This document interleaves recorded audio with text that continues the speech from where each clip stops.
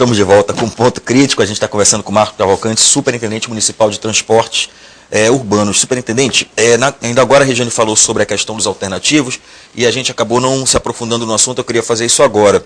São pessoas que compraram seus ônibus, seus micro-ônibus, investiram dinheiro e agora, depois da licitação, elas vão ser retiradas, né? Essas pessoas também estão revoltadas com isso. Não, o alternativo não. O alternativo, a licitação nem comportou esse modal de serviço lá na Zona Leste. O alternativo, ele deve continuar. É o executivo. Tá? É o executivo. O executivo, quando nós chegamos em julho, dia 1º de julho, nós fizemos uma reunião com todas as cooperativas e eles sabem a regra do jogo.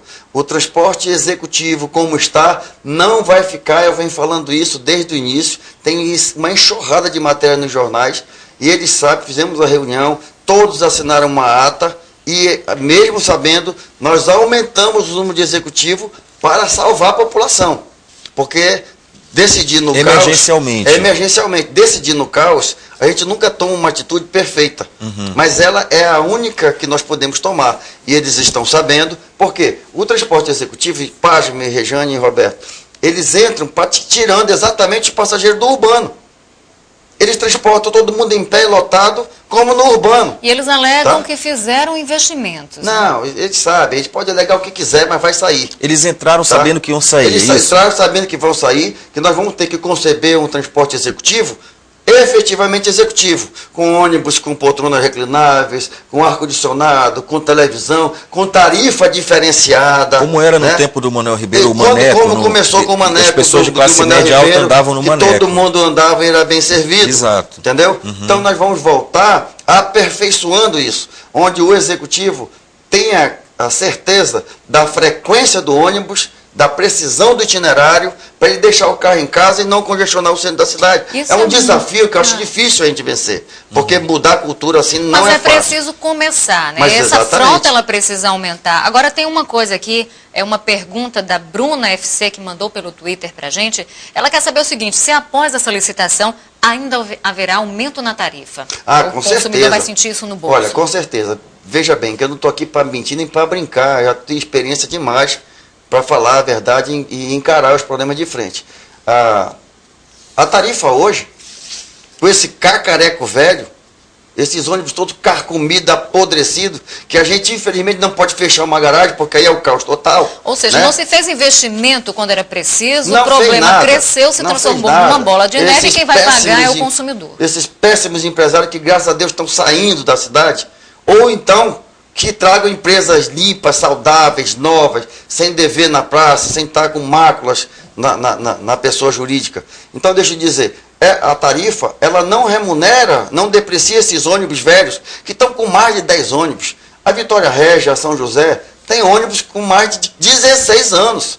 Eu fui lá e interditei e retirei 53 ônibus, mesmo sabendo que o povo precisa. Porque, como a moça disse, que ela tem que botar guarda-chuva dentro do ônibus, parece gozação. Olha, eu fico sofrido. Imagina um prefeito com a experiência que o amazonino tem, de 3 vezes governador, 3 vezes prefeito, e está enfrentando esse problema, e os caras ficam usando as pessoas, tentando impedir a licitação, ainda enquanto guarida nos representantes do povo. Pois aí fica até aí um alerta para o prefeito da cidade, que tem muita gente ligando para a gente, dizendo que os ônibus são ruins, né? Mas as ruas também estão muito ruins, esburacadas.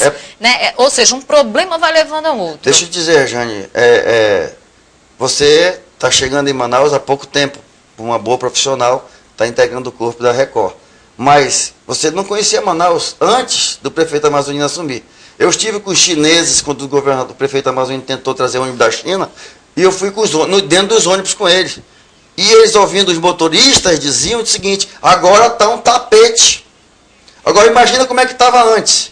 Então o prefeito amazonino já fez a pavimentação de quase toda a zona leste da cidade, a zona norte, e a população vem as chuvas e às vezes o asfalto. Aí nós temos que dizer que às vezes não resiste a uma enxurrada, que essa chuva vem que arrebenta tudo, e ele tem que refazer de novo e vai fazer, se Deus quiser, está fazendo com a ajuda do governador Omar, né, na ação conjunta, e está fazendo um show nessa cidade e vocês vão ver no verão que vai vir. Só que o pessoal reclama muito e o imediatismo é terrível. E botar ônibus novo em rua. Mas é porque quem sente na pele, quem sofre todo dia, realmente reclama, porque a coisa não se resolve, a pessoa se desespera. Né? É verdade. Agora, superintendente, eu queria debater um assunto aqui com o senhor. Faltam 3 minutos para acabar, mas eu não queria deixar de falar sobre isso.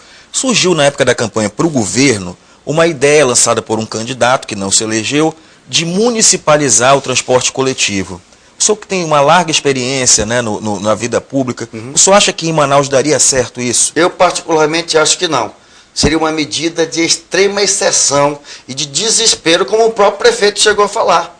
Se esses empresários não trouxerem os ônibus, se atrapalhar a licitação, eu vou fazer uma estatal e vou comprar 1000 ônibus. Mas é uma medida de desespero para salvar a população, que tem responsabilidade, e vocês sabem que um prefeito que sempre cuidou do pobre, dos desvalidos, dos descamisados e do pessoal humilde, foi o prefeito da Amazônia, não é à toa que ele foi tudo isso, e foi o povo que deu isso para ele. Só que agora ele está enfrentando uma situação que não é fácil. Acho por isso que ele foi me buscar, pela característica que eu tenho de ser determinado e enfrentar o problema, porque enfrentar essa cambada de irresponsável, tá? De empresário falido e que fica usando a imprensa e alguns vereadores da Câmara, porque eu sei que a Câmara é séria, tem vereadores comprometidos, independente de cor política, tá? Vai aprovar a licitação, como o próprio Ministério Público está tentando fazer com que dê certo. Tá? Então, me desculpem, peço perdão pela indignação, mas eu tenho que ter, que se eu perder minha capacidade de me indignar, é melhor morrer. É, verdade. Então, eu fico indignado não com a situação do transporte, que nós merecemos críticas, mas nós não podemos perder a oportunidade de consertar através dessa licitação correta. Obrigado, então, pela sua presença hoje aqui, com toda a emoção possível. Obrigado, né? Hoje aqui no Ponto Crítico nós conversamos com Marcos Cavalcante, superintendente municipal de transportes urbanos.